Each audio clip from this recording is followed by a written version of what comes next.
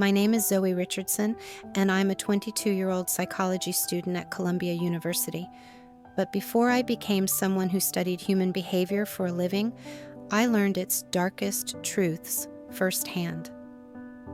I still remember my high school graduation day like it was yesterday, the day my adoptive father stood up in front of 400 people and cut me off forever. "You're not my real daughter anyway," he announced coldly, and the room gasped. But instead of crying or running away in shame like he expected, I walked calmly to the podium, pulled out an envelope I'd been keeping for weeks, and exposed a secret that shattered his perfect little world in seconds. I still hear it sometimes. That silence, that heavy, suffocating silence after his words dropped like a guillotine.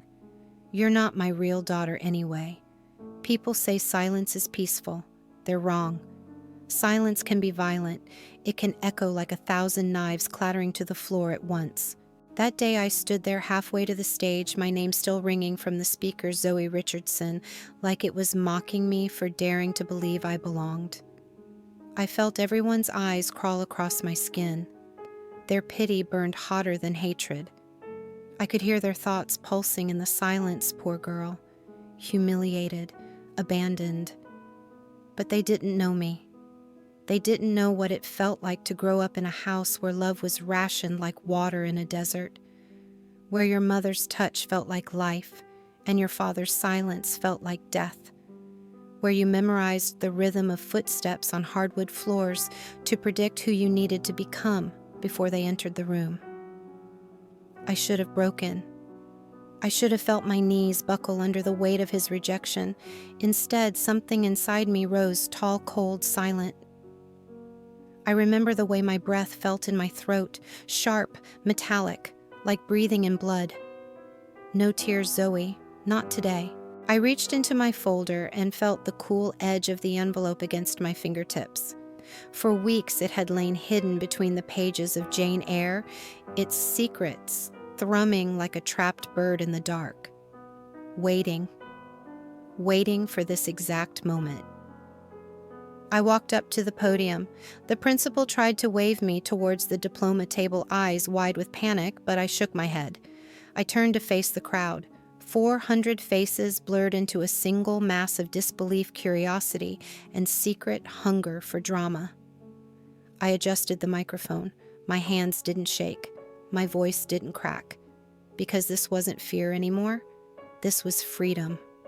"Since we're sharing family secrets today," I said, my voice slicing through the silence like a blade, "let me tell you something about DNA."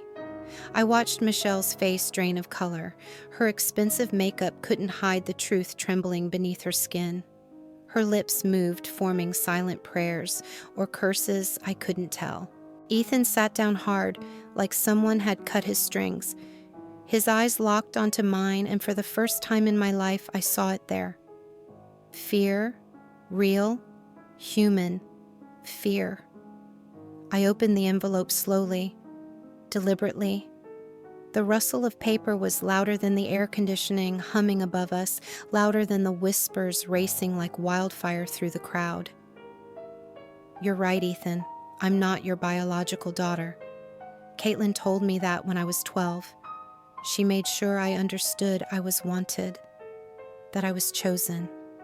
His expression faltered. His jaw clenched like he was grinding down the truth he never wanted to taste. But here's the thing about secrets. I continued raising the paper so the overhead lights glinted off the official seal. Sometimes the people throwing stones live in the biggest glass houses. I paused. The silence wasn't heavy now. It was sharp, electric, expectant. "Your son Marcus isn't actually yours. He's Jason's." The gasp tore through the auditorium like an explosion. Michelle choked out a sob and clutched the baby tighter, but truth didn't care about her tears. It was already blooming like wildfire in every corner of that room. I have the DNA results right here. 99.9% certainty. Your wife's child is your brother's son. Ethan's face crumbled.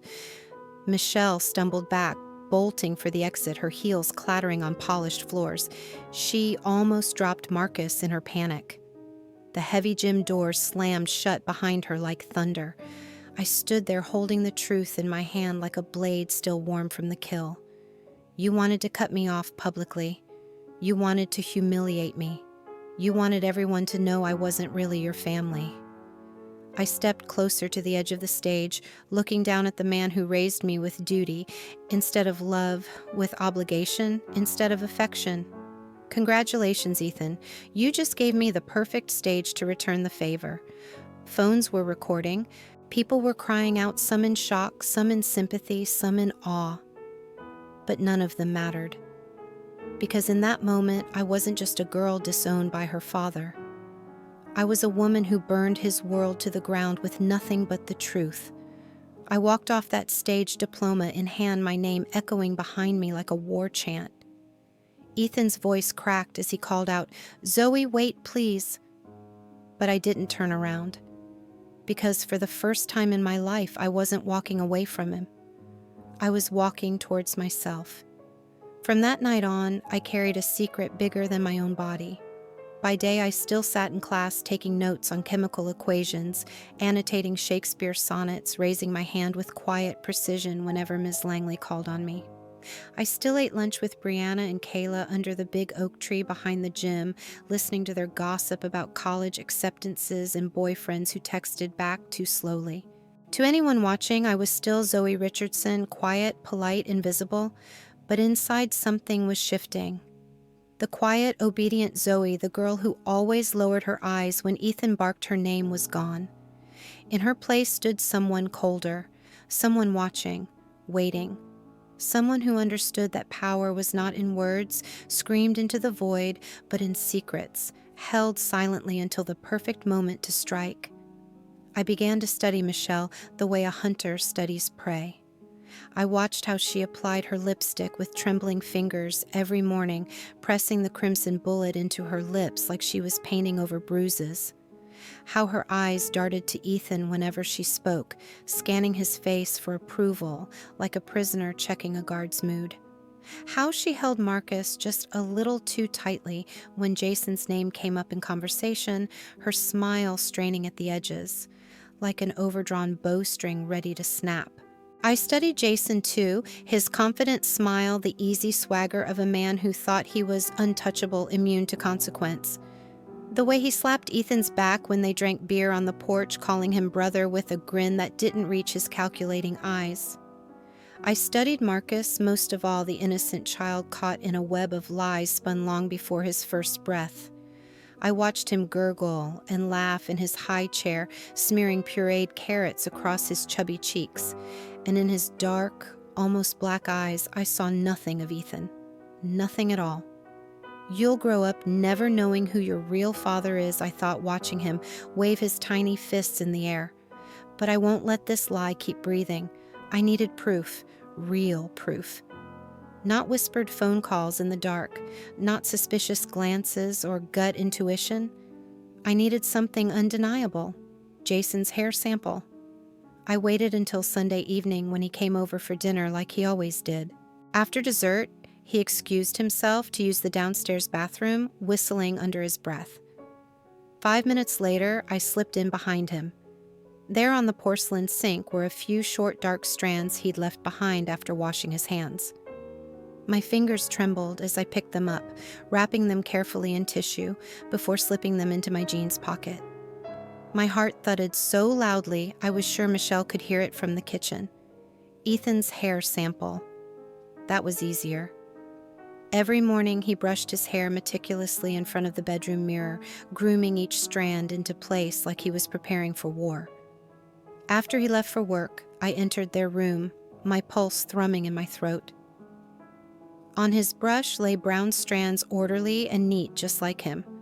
I plucked out 3, holding them up to the light to make sure they matched, then tucked them into a labeled plastic bag I'd hidden in my geometry binder, Marcus's sample.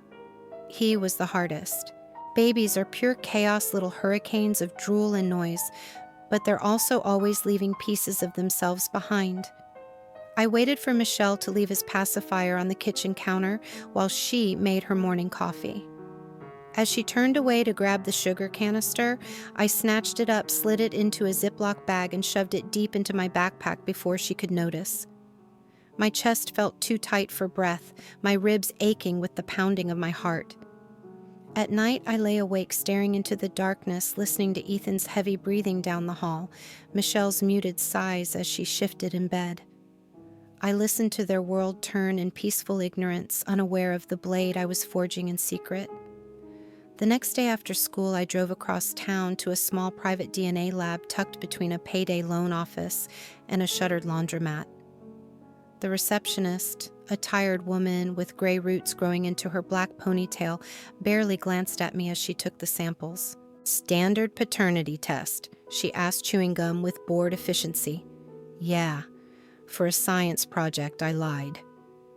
My voice was calm, almost bored, but my hands trembled as I handed her the cash I'd saved from tutoring freshmen after school. "Results in 2 to 3 weeks," she said, stapling my receipt to a pink carbon copy.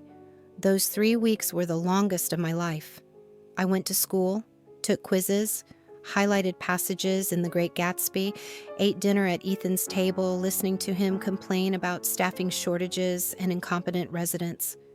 I watched Michelle perform her role as doting wife, watched Ethan beam with pride at a child who wasn't his, watched Jason come by with expensive gifts and lingering touches. And every night before I fell asleep, I whispered to myself, "Wait, be patient. When the time comes, strike without mercy." Because I knew, deep in my bones, I knew. The day Ethan tried to cut me out of his life would come. The day he would stand before me with that same cold indifference he wore when telling me I wasn't his. And when that day came, I would set fire to his entire world, not with screaming rage, not with fists or tears, but with something far deadlier: the truth. Because truth is the only blade that cuts clean through bone and leaves nothing behind but silence. I always thought revenge would feel hot, like rage burning under my skin, searing every nerve until I could barely breathe. But standing in that gymnasium, hearing my name echo from the speakers, Zoe Richardson, I felt nothing but ice. I smoothed my gown with trembling fingers and took a deep breath, ready to walk to the stage and claim the diploma I had worked my entire life for. Ready to finally hear applause meant for me alone. But then Ethan stood up. His movement was precise, deliberate, like a man about to deliver a quarterly report to board members he already owned. The entire auditorium fell silent around him, sucked into his gravity. My name still hung in the air, mocking me with every reverberation. "You're not my real daughter anyway." The words didn't echo. They detonated. I felt them rip through the rows of seats through my chest, tearing apart whatever thin thread still connected me to him. I felt them strip away the fragile illusions I had clung to, like a child clings to thin blankets in the cold. Every conversation stopped. Phones that had been recording graduates turned towards me. Even the principal froze mid-gesture, uncertainty flickering across his professional mask. Ethan's voice was calm, cold, polished, the voice of a man who had practiced cruelty until it became second nature. "I'm cutting you off permanently. No college fund, no family support, nothing. You're 18 now. It's time you learned what the real world is like." I could hear the whispers ripple through the rows like a rising tide. Did he just say that? Oh my God, poor girl. Michelle tugged frantically at his sleeve, her face chalk white beneath layers of expensive foundation and Chanel blush. The baby Marcus began to fuss in her arms, his small whimper slicing through the silence like a blade. Even he could sense the poison leaking into the air. Ethan crossed his arms and sat down slowly, his eyes gleaming with quiet satisfaction. The satisfied predator, the executioner watching the condemned fall. He thought he'd won, that he'd destroyed me in front of everyone who ever mattered. But I didn't cry. I didn't run. because in that frozen silence, something inside me crystallized into unbreakable steel. I realized something profound and terrible. This wasn't humiliation. This was my stage. I walked past the diploma table, ignoring the principal's outstretched hand and wide, pleading eyes. I walked straight to the podium. Each step felt anchored in eternity. Each breath tasted of blood and freedom. The principal tried to block me, but I shook my head, feeling a terrible calm settle into my bones. The calm of inevitability. The calm of a blade just before it slices through flesh. I adjusted the microphone. My hands didn't shake. My voice, when it came, was clear as cut glass and twice as sharp. Since we're sharing family secrets today.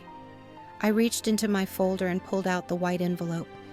The envelope that had lain hidden for weeks, humming with quiet violence, waiting for this exact moment to be set free. Michelle's face crumpled. Her lips moved rapidly, mouthing, "No, no, no," her eyes wide with primal terror. Ethan's frown deepened, confusion flickering across his granite features, like cracks forming in stone. "You're right, Ethan. I'm not your biological daughter." Caitlin told me when I was 12. She made sure I knew I was wanted, loved, chosen. I paused, letting the silence sharpen around me like an unsheathed dagger held against vulnerable skin. But here's the thing about DNA secrets. I opened the envelope slowly, deliberately. The rustle of paper sounded louder than the air conditioning humming overhead, louder than the whispering students, louder than the panicked breath hitching in Michelle's chest. "Your son, Marcus, isn't yours." The gasp was instant. The entire room inhaled at once and held its collective breath. Michelle made a choking sound, clutching Marcus tighter, as if she could physically shield him from the truth clawing its way into the light. "He's Jason's. Your brother's." Ethan's face shattered. His knees buckled, and he dropped back into his seat like a marionette whose strings had been violently severed. Michelle stumbled backwards, bolting for the exit, her heels clattering against polished wood as she fled with the baby pressed to her chest like a shield. The heavy gym doors slammed shut behind her with a thunderous finality that seemed to reverberate through the marrow of my bones. I held up the DNA test results for everyone to see, the official seal gleaming under the harsh, fluorescent lights like a silent executioner's blade. 99.9% certainty. Your wife's child is your brother's son. Chaos erupted. Phones recording, students crying out, teachers trying to calm the pandemonium. But all I saw was Ethan, the man who had raised me with cold duty instead of love, with obligation instead of affection, staring up at me like he had never seen me before. I leaned closer to the microphone, my voice soft but unbreakable. "You wanted to humiliate me in public. You wanted to cut me off, erase me from your life." I let the silence stretch my next words, falling like final judgment. "Congratulations. You just gave me the perfect stage to return the favor." I turned away, walked off that stage, walked out of that gymnasium, feeling eyes burning into my back with awe, fear, and silent applause. And for the first time in my life, I felt free. Because I hadn't just destroyed him. I hadn't just burned his world to the ground. I had claimed myself.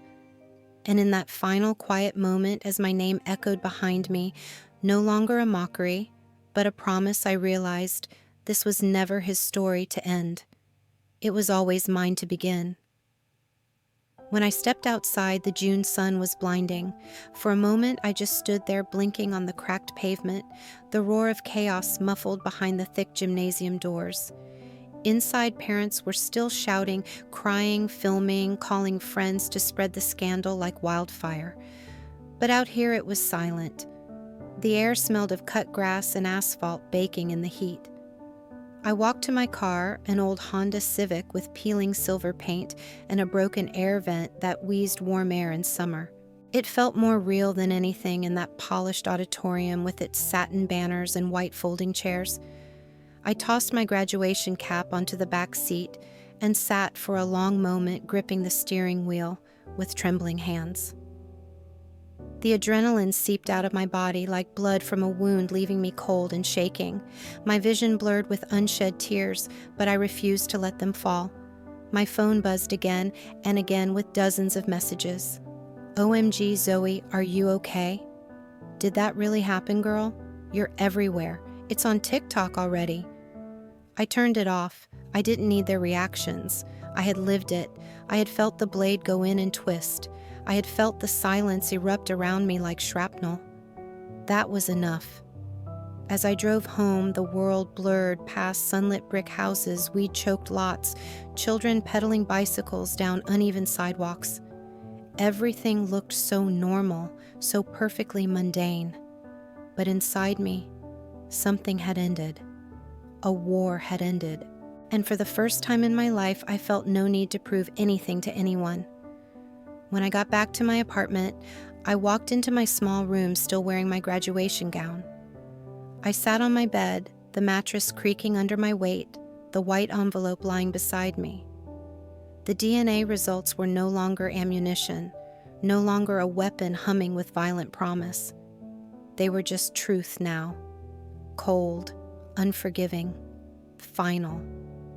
I thought of Caitlin then, of her vanilla candles flickering in chipped glass jars, of her off-key singing to old Whitney Houston CDs as she cooked spaghetti, of her tired eyes soft with love when she read me bedtime stories after 14-hour shifts at the hospital. I wish she could have seen this. Not the destruction, but the strength, the unbreakable steel she had planted in me when she whispered, "Remember, sweetheart, you were wanted. You were chosen." The next day, news spread like wildfire. Graduation, bombshell adopted daughter exposes stepmother's affair with husband's brother. Jason released statements denying everything. Michelle vanished overnight, taking Marcus with her.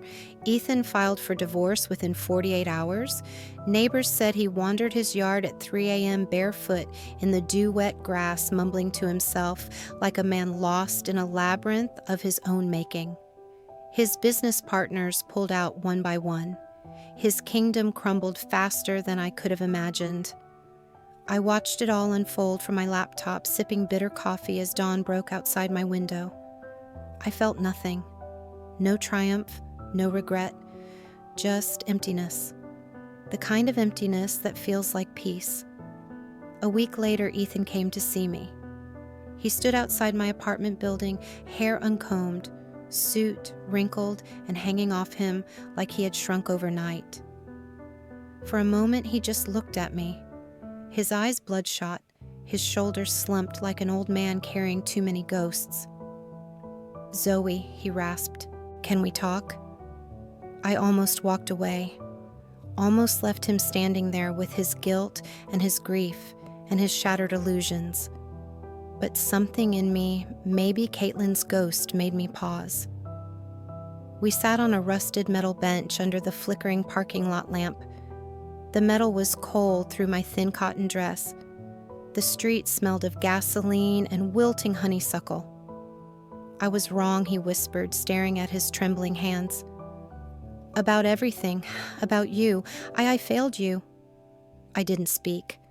Silence was sharper than any forgiveness I could offer. "She left me," he said, his voice breaking on the words. They both did. I turned to look at him then. Really look. The man who had raised me with duty instead of love. Who tried to break me in public because he could not control me in private. Who believed power meant ownership. Now he was nothing but a husk of arrogance rotting from the inside out. "You wanted to cut me off," I said softly, my voice cold as moonlight. "You did." His eyes filled with tears that slid down his hollow cheeks. "Can you ever forgive me, daughter?" The word cracked something open in me. I tasted metal on my tongue. Forgiveness. The final power. The only mercy left to give. Because forgiveness is not release. Forgiveness is a weapon. Because forgiveness says, "You cannot hurt me anymore." I stood up. The streetlight flickered above me, glowing like a broken halo. "I already have," I whispered.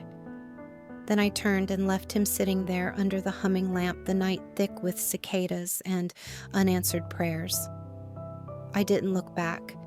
When I got home, I took off my graduation gown and folded it, carefully pressing the creases, smooth with trembling fingers. I slid it into the bottom drawer of my dresser beneath old journals and faded photographs.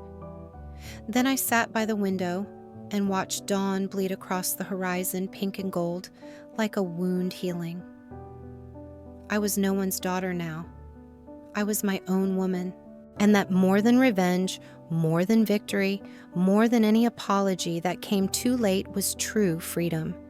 It's been 5 years since that day. 5 years since the gymnasium lights blinded my tears. Since Ethan's voice cracked across the auditorium like a whip slicing through the fragile remnants of girlhood I still carried. 5 years since I walked away without looking back, leaving behind the ruins of the life he built on my silence. I am 23 now. My name is still Zoe Richardson, but when I hear it, it no longer feels like his brand burned into my skin. It feels like mine. A name I chose to keep, not because it ties me to him, but because I remade its meaning with every step I took away from his shadow. I live in a small apartment in Manhattan, 4 floors up, with windows that look out over rusted fire escapes and flickering neon signs that paint my ceiling pink and blue at night. Sirens sing me to sleep in the early hours, and pigeons perch on my ledge each morning like feathered gargoyles watching over me with beady-eyed indifference. I work as a trauma counselor at a nonprofit for foster youth. Every morning I walk into that office, coffee in hand, wearing thrifted suits and scuffed boots, my hair pulled back in a loose braid. And every day I see myself in the children sitting across from me, fists clenched in their laps, shoulders hunched as if bracing for blows that may never come, eyes flickering with silent questions they're too tired to ask out loud. They ask me, "Does it ever stop hurting?" I tell them the truth, no, but you get stronger. And the pain becomes something you carry like armor instead of chains. Sometimes late at night I dream of Caitlin. In my dreams, she is exactly as I remember her hair, pulled back in a messy bun flower, dusting her cheek like pale freckles cardigan sleeves rolled to the elbows as she kneads bread on the chipped kitchen counter. She turns to me, eyes bright with that quiet, fierce love only she ever gave me, and smiles. "You did it, sweetheart," she whispers. "You chose your own life." I wake with tears drying on my pillow and her name on my lips like a prayer. I haven't seen Ethan since the court finalized his divorce. Word reaches me now and then through mutual acquaintances. He moved to a smaller town upstate, sold his company, and lives alone in a house too big for his guilt. Some say they see him walking his empty halls at night, talking to ghosts who never answer. Jason vanished overseas into some consultancy job, leaving scorched earth and unpaid debts behind. Michelle never returned. Marcus will grow up never knowing who his father truly is. But that is their story now, not mine. Mine is different. On Sundays, I take the subway uptown to the park and sit under my favorite willow tree with a book the green shade dappled with sunlit gold. On rainy days, I stand by my window forehead, pressed to the cool glass, and watch rivulets trace paths down to the street below, thinking of all the roads that brought me here. I am alone, but I am not lonely, because there is a difference between being unwanted and choosing solitude. I chose this. I chose my life, my freedom, my voice. No one owns it now. No one dictates who I should be, what I should sacrifice, or how much space I am allowed to take. One evening after a long counseling shift, I stopped by a used bookstore. The air smelled of old paper and quiet secrets. As I browsed the classics section, my fingers brushed over the worn spine of Jane Eyre. I smiled. That book once hid my weapon, my truth, my salvation. Now it is just a story again. I bought it and brought it home, placing it on my bedside table. That night, I read under the warm glow of my reading lamp, my blanket pulled up to my chin. And when I reached the line, I am no bird, and no net ensnares me. I am a free human being with an independent will. I closed the book and felt something settle deep within me, something silent and unbreakable. I am Zoe Richardson. I am not his daughter. I am not her stepchild. I am not their mistake or their burden. I am my own creation, my own revolution, my own quiet sovereign liberation. And at last I am free. That night after Ethan left, I sat by my window in the dark. Outside, the city pulsed with its usual neon heartbeat, sirens wailing in the distance, drunken laughter echoing off graffiti-stained brick walls, car horns slicing through midnight's quiet like knives. But in my small apartment, there was only stillness, a stillness so deep it hummed in my bones.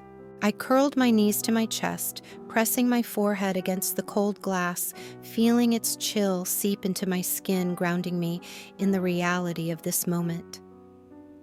I thought about Ethan's tears, the way his voice broke when he called me daughter, the word tasting of grief and regret he could never swallow. I thought about Caitlin's letter, her love folded into each trembling stroke of her pen, her words wrapping around me like a quilt against a winter that never ended. I thought about Michelle's fleeing silhouette, her heels clattering across polished floors, her sobs swallowed by heavy gym doors. About Jason's silence, the silence of a coward who disappears when truth demands he stand and face it. About Marcus's innocent eyes, dark and curious eyes that would never know the truth I carried like a shard of glass hidden under my tongue. I thought about revenge. How it didn't taste sweet like I imagined. How it didn't feel like victory. How the only thing it left behind was emptiness, a hollow so deep it echoed with every heartbeat, vibrating through my ribs like a funeral bell. In that silence, something shifted inside me.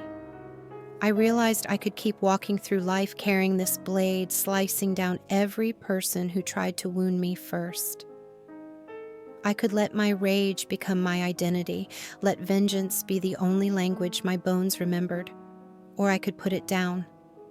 Letting go didn't mean forgetting. It didn't mean pretending it hadn't happened. It didn't absolve them or erase the scars. It meant choosing to live without the chains of other people's betrayals binding my wrists. It meant choosing freedom over fury, peace over perpetual war. I closed my eyes and felt tears slip down my cheeks, hot and silent, leaving clean, glistening trails across my skin. You are wanted. You are loved. You are enough. Caitlin's voice echoed through the dark like a lullaby from the other side of life.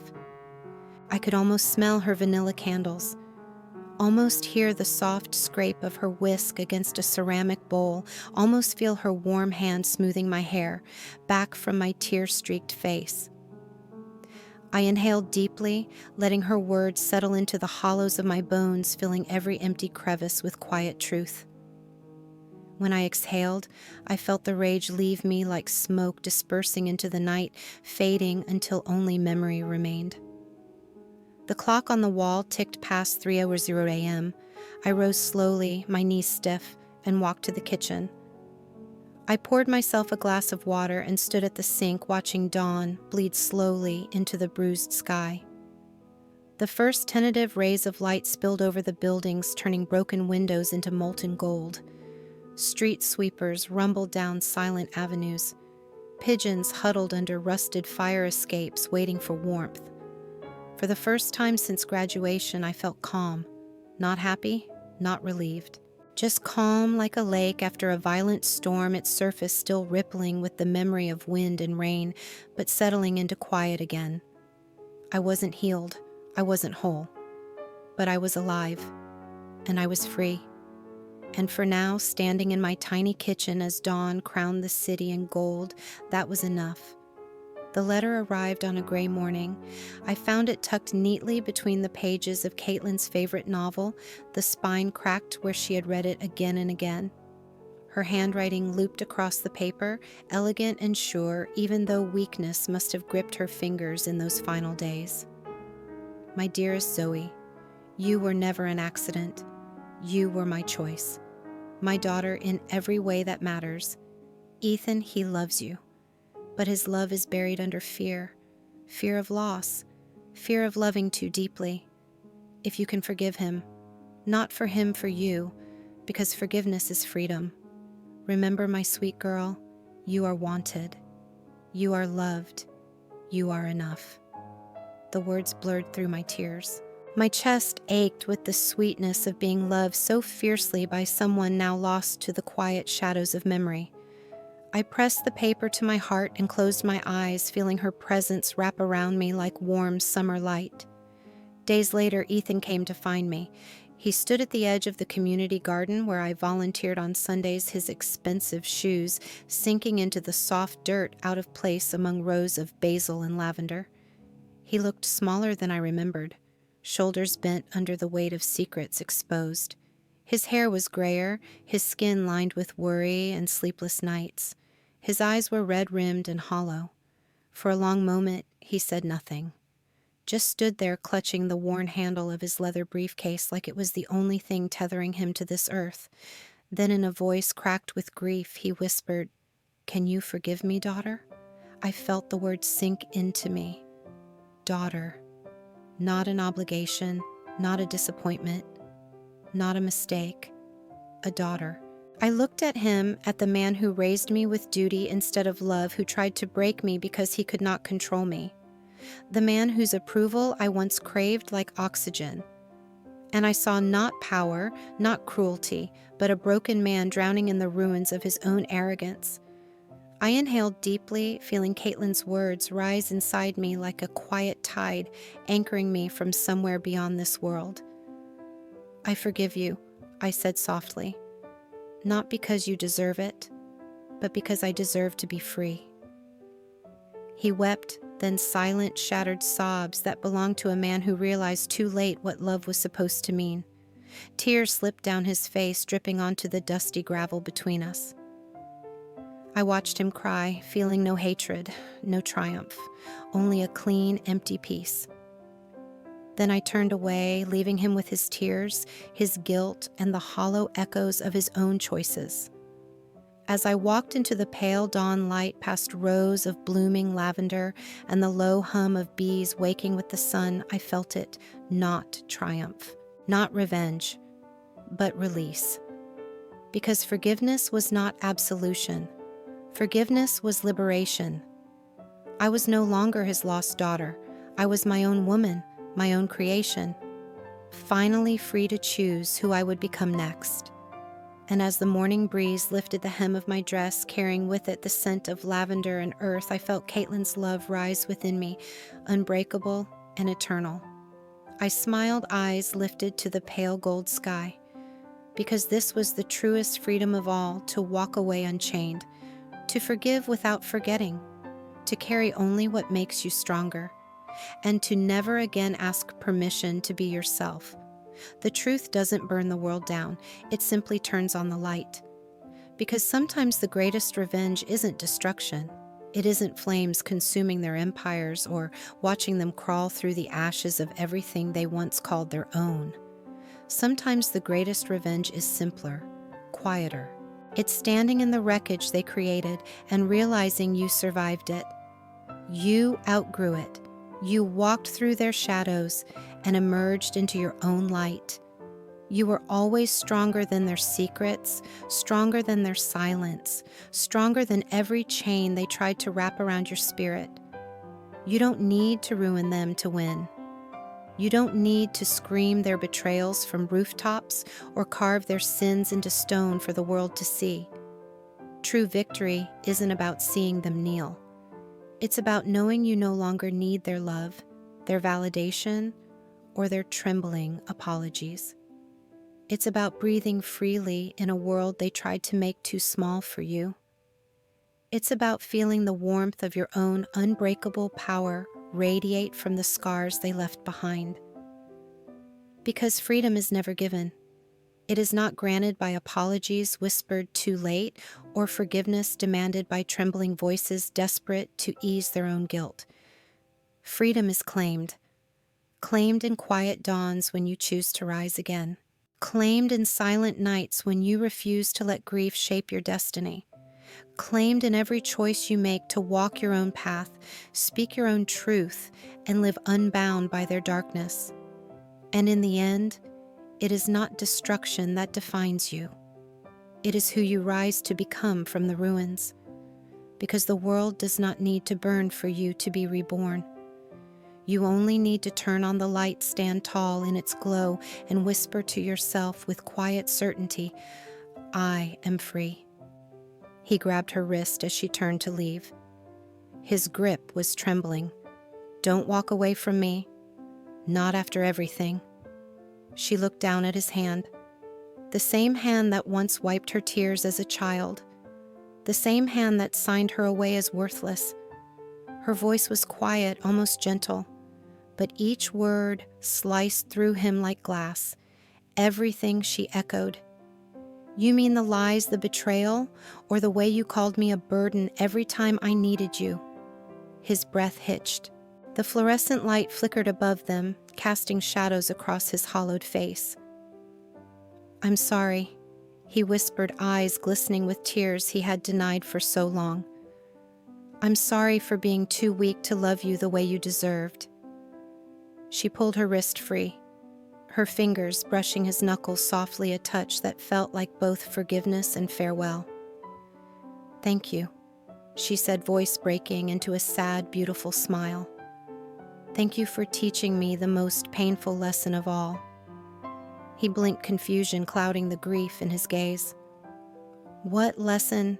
She stepped back into the darkness beyond the doorway, her silhouette framed by cold moonlight as her words fell with quiet finality.